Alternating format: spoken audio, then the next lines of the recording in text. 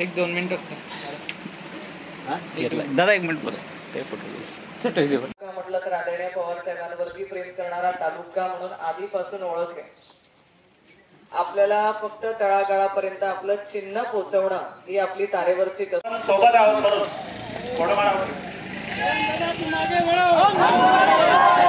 याच्यानंतर किशोर भाऊ गायकवाड यांचा सत्कार योगेश पाटील हे म्हणजे एक मुलगा आहे त्या गावात म्हणजे रहिवासी आहे आणि गावकऱ्यांचं हे प्रेम पाहून खरंच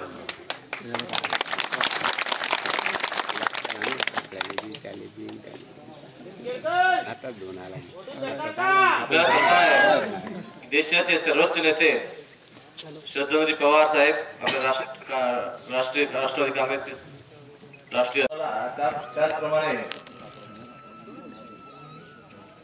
काय बोलावं कळत नाही पण एकच आश्वासन करेल की मला हा गुरदर तालुका आपलं गाव मला खरं म्हणजे पाण्याचं नियोजन करून याला हिरवागार करायचं. मला कळत नव्हतं त्या टायमाला मी इथे येत होतो त्यावेळेस खूप पाणी होतं. 24 तास विहीर चालत होत्या आमच्याकडे विहीर 24 तास चालत होती.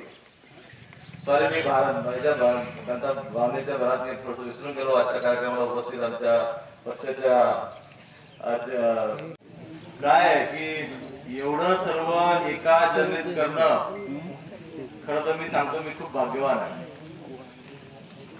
मला ह्या तालुक्याला आपल्या निमखेड गावाला ज्या मला वाटतं 1975-76 साली जेव्हा इथे यायचा कसा 2.5 वर्ष मामाकडे राहिलो रंगात तापी काढला पण जेव्हा यायचं त्यावेळेस ते 24 तास विहिरी चालू होत्या. असं पाणी होतं या आमच्या इथे.